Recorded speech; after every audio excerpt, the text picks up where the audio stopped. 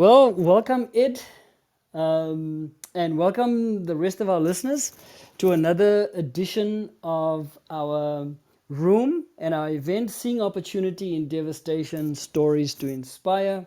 We're continuing with our Entrepreneurial Excellence series with Ed.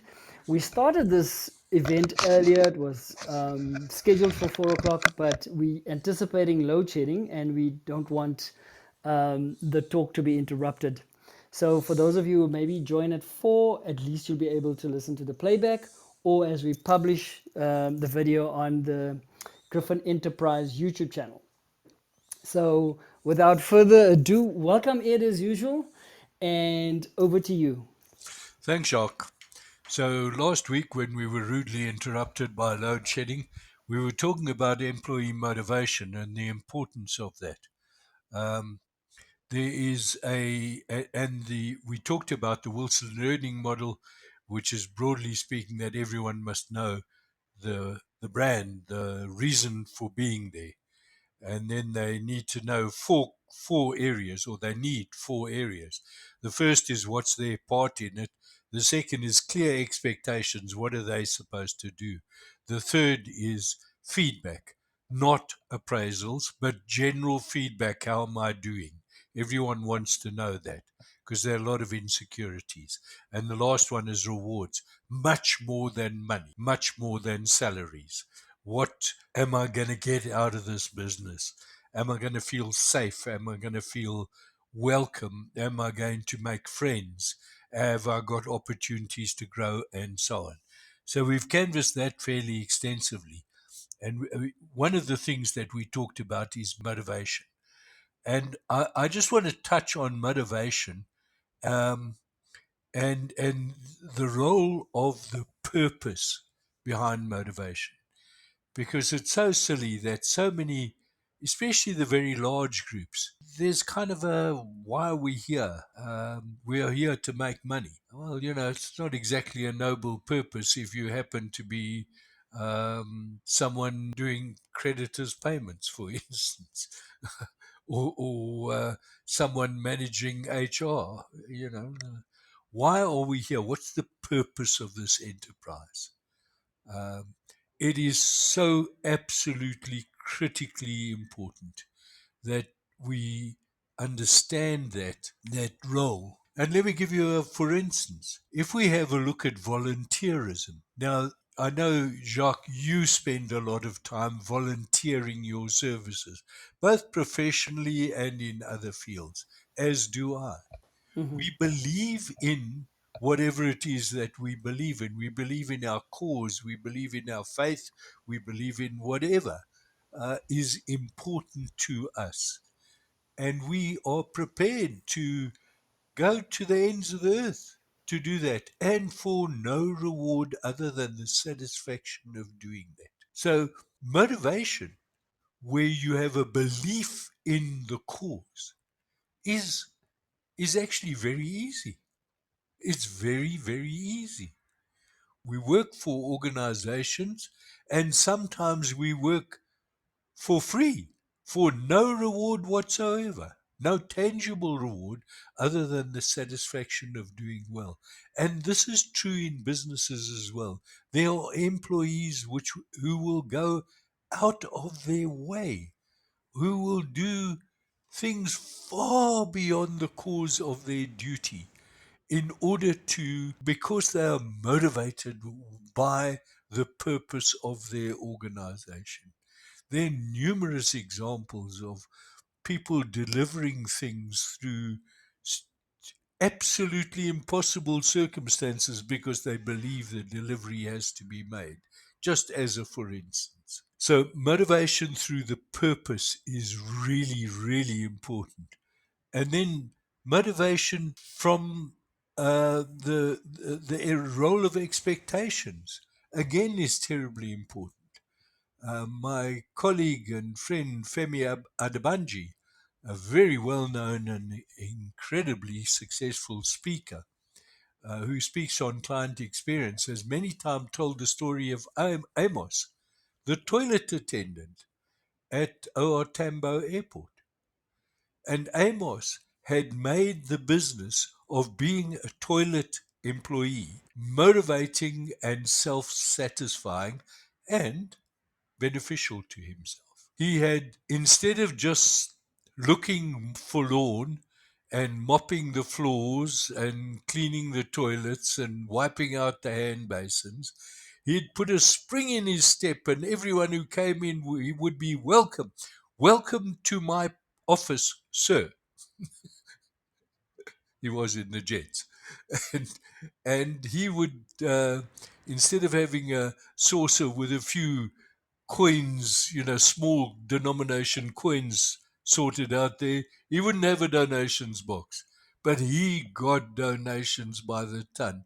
He became very, very famous, where, in fact, he became internationally very famous, where people would seek out his toilet to go and use because they wanted to experience how a toilet attendant could take the expectations of his role and turn it into something completely unique.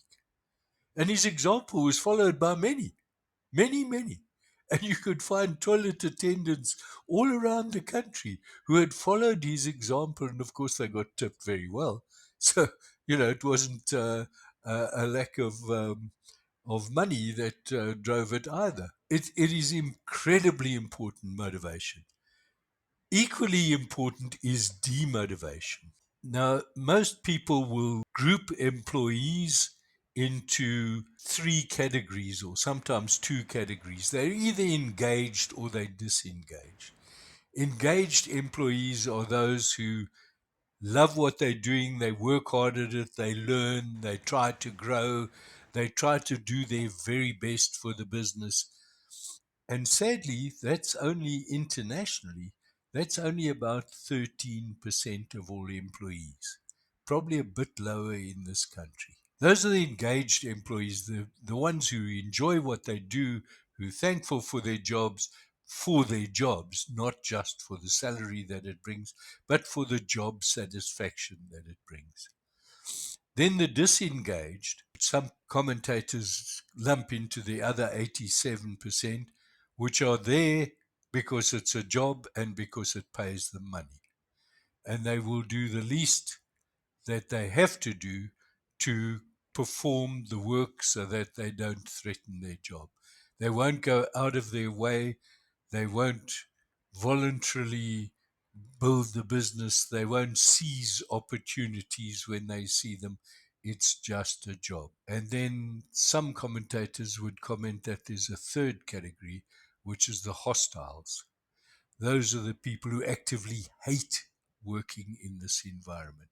And they work there only because they desperately need the money from this environment.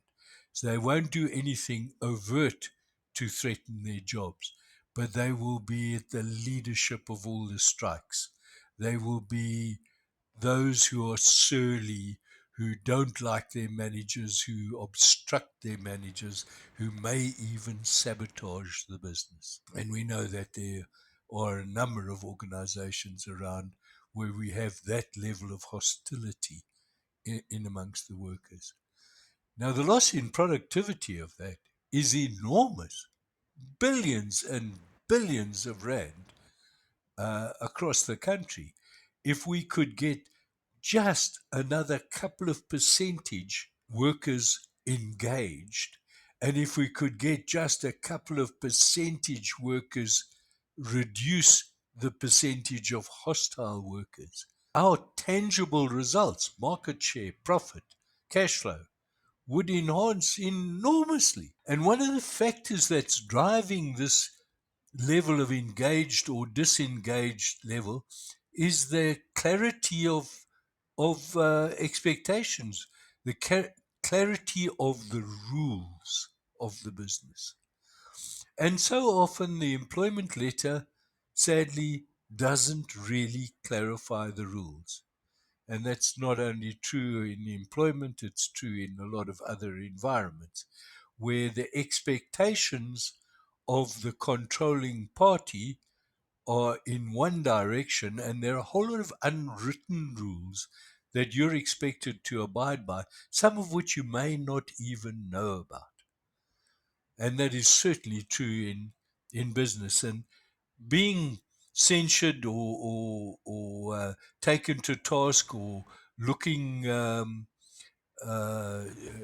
people looking at you askance is not a good feeling, especially if you don't know what you have done wrong. So the first set of rules is what I've called business etiquette. Is it normal to stand up when a manager approaches? Is that part of what's expected of the business? Is it normal to answer the phone with your surname, for instance? Is it normal to sign off an email with a formal email signature? Or is it okay to say hi from Ed? Now, a lot of these etiquette rules can be broken very easily, and they grate on the nerves of the people who have set these rules, but they haven't been written down. They aren't anywhere. They haven't been explained. And so the employee feels injured because doesn't know what he's done wrong. And the manager feels uncomfortable because we've got an employee who doesn't fit in. And we now have a disengaged or perhaps even hostile employee. So make sure that whatever etiquette rules you have in the business are clear and explained, and especially when there is cultural or language difficulties or anything like that. There's a report just recently of a hearing of a 17-year veteran worker of a large organization who took family leave, compassionate leave, because of the death of a son. The son turned out not to be his own son, but to the son of his brother, who he had simply regarded, who was in his Zulu culture. He was now regarded as the father of that son, and he hadn't explained this nuance in his application. So the company found that he'd wrongly taken compassionate leave and dismissed him. It was overturned eventually, but that just shows that lack of understanding of cultural issues um, can be really serious in terms of the etiquette of the business. And then the second area, which you have to be terribly careful of, is the use of social media. Um, Social media is a damning thing. If people criticize the business on social media, is that an offense in your terms, or is it fair game? Is it fair commentary?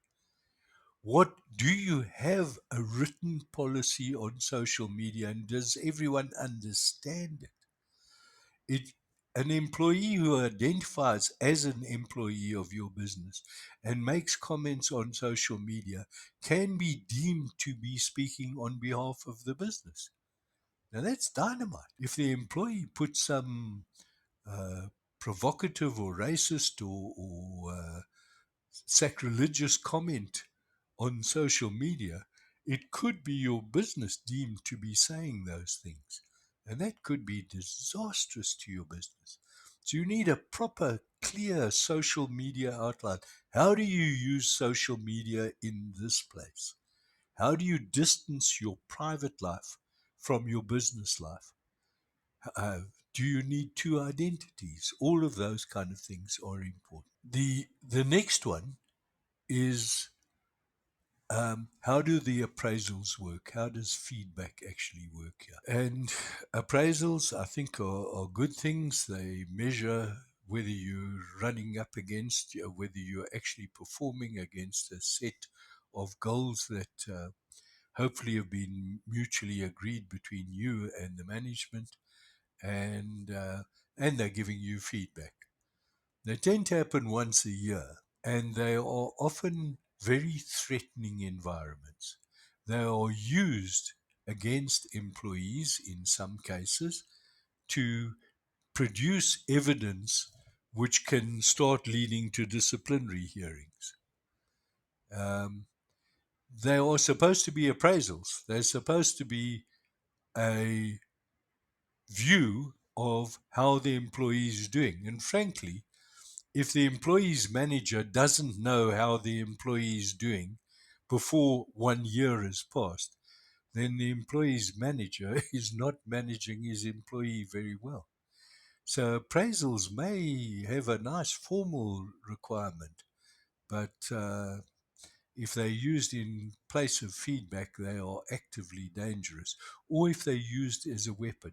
So it's important to explain how and why the appraisals are there. And the use of company resources, the use of, for instance, um, company computers, the use for private emails is allowed. Use of vehicles. If you are going somewhere, is it okay to divert from that destination and pick up some lunch on the way home? These are nuanced things which often are not very well documented in any kind of firm policy. And the policy is not widely known, even if it is documented. And they can be the subject of disciplinary hearings, which means that the employee might be found guilty of doing something that they haven't actually imagined they are doing wrong. So, use of company assets needs to be very clearly laid out. And also, grievances. What do you do if you have a grievance against someone? A fellow worker, a manager, a superior, a boss's boss, a boss's boss's boss. How do you go about expressing this? Many employees are very, very reluctant to go through a formal grievance procedure because they believe then they will be singled out uh, and put their jobs at risk. And we know that jobs now are at a premium and they are very scarce and they are very valuable. And nobody wants to put a job at risk.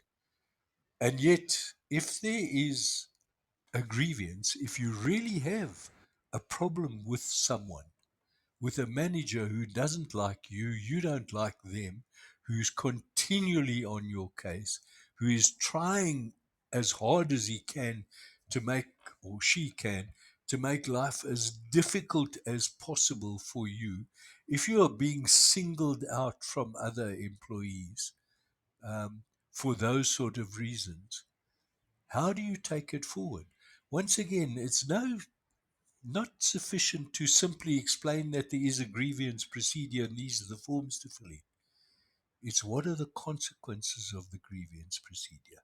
And then you've got to stick to that. If you say grievances will not prejudice, filing a grievance will not prejudice your position simply because you filed a grievance, you've got to stick to that. And that would be a good statement to make in the grievance procedure because it would encourage people to raise grievances where there are genuine grievances around. And then the last one that I've got on, sorry, the last two that I've got on this, the next one is what about harassment, sexual or otherwise? What do you do about harassment? We've seen only too many horror stories in the media of harassment being, especially sexual harassment, being applied to women. And when they've raised a complaint about harassment, they are then treated dreadfully, often dismissed, often disbelieved, all of those kind of things. So, once again, the harassment, there's no sense in just saying this is how you fill in the forms, this is how you go about it. You have to say, what are the consequences of filing a harassment complaint? Both in the sense of if you file, are you going to then have subsequent difficulties with the company because you filed harassment, and also the consequences of filing false harassment claims. They're often used to get back at people that are not favored by their employee. So you have to handle both sides of that. And again, it has to be all very, very clear. And then the last one that I've got here, and these are difficult ones in employment terms, is relationships. What happens if a relationship forms between a boss and employee, whether or not they are married to others, and how does that affect their work relationship? Is it okay to have in the same division people who are in a relationship, especially if one is the manager of the other? This is often not spelt out in the policies. And if it isn't spelt out in the policies, you're going to have to make some very difficult decisions at times. Some companies absolutely forbid that. If you are in a relationship, one of you must leave the company, or you must change divisions within the company, or something like that. Others allow it completely. The same kind of question crops up in for instance, the police or the military, or many other large organizations, where the relationship between people, um, which may be a legal relationship, they may be getting married to each other, or they may have formed a permanent relationship, or alternatively, it may be um, an affair where one or both are married to other people, and there could be a scandal coming to the business. If that's not spelt out clearly and the employee gets into that situation, they will generally feel aggrieved by whatever decision. Think carefully about the expectations of the employee are. We tend to think if we just give them a job description and say, that's what you're supposed to do, this is who you report to, this is your start time, this is how you apply for leave, this is how you apply for sick leave, you are entitled to XX and a bonus of YY. Um, please follow the policy manual. And the policy manual hasn't been updated these last 10 years. We've done our job. No, we have to be much more open and explicit with our employees and keep them abreast of how we are handling situations which are often fast moving situations like social media, for instance, um, and where things change quite frequently, like the use of company resources, where, especially with the work from home situation, where people have often taken office uh, computers and other equipment home, and do they now use it for their personal correspondence and all that sort of thing? So these are changing situations all the time, and it needs people to think through that. So, motivation and demotivation. If you can get beyond that barrier where 87% of your employees, if you're on the worldwide average, um, are either disengaged or actively dislike you, if you can get past that threshold, you're going to make a lot more money. You're going to make a lot more customers because you will have the sort of engaged staff that will do anything for anyone. The Amoses of this world, the people who will draw to your company. Um, there's a lovely story of a pizza delivery man who arrived to find a house on fire. This happened just recently.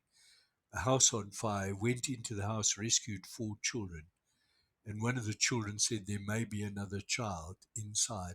He ran back into the house, found and rescued the fifth child, and had to break out of a window to bring the child out, and collapsed at the feet of a policeman standing by, captured on his body camera.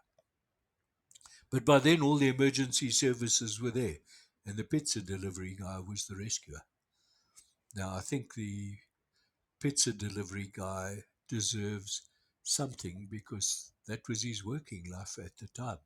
And he was doing something extraordinary, not in pizza delivery, but doing something extraordinary for the community.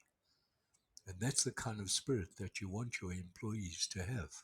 Jacques, it looks like we survived the load shedding uh, period, and I think I've about run out of the half hour time that we have. Have I? Yes, Ed, and I mean it's the timing is really perfect. I mean we're 29 minutes and a few seconds left. So thank you for it. I mean the comment that I can make is so many times we can identify engaged staff, the engaged team, and on the other hand, we can also quite clearly identify who is disengaged, who's not really putting in the real effort. And sometimes with the hostile crowd, it could be very covert as well. And so you linking it to making sure that expectations are clarified, not just performance expectations, but expectations of behavior, expectations of etiquette, what is allowable, what is not allowable. All these things, when put together, designed to, if staff has been disengaged and hostile, is to re-engage them, because as you clearly point out, this is what adds value and profitability and shareholder value to your business. So brilliant, Ed. Thank you. Great pleasure, Jacques. So until next week, and Ed, you did so well. And before we cut off again, we can actually say goodbye like hospitable people as we host you. And thank you for those who have been listening. I wish you the best of an evening and stay hopeful, stay trusting, even during load shedding. Bye for now. Bye. See you next week.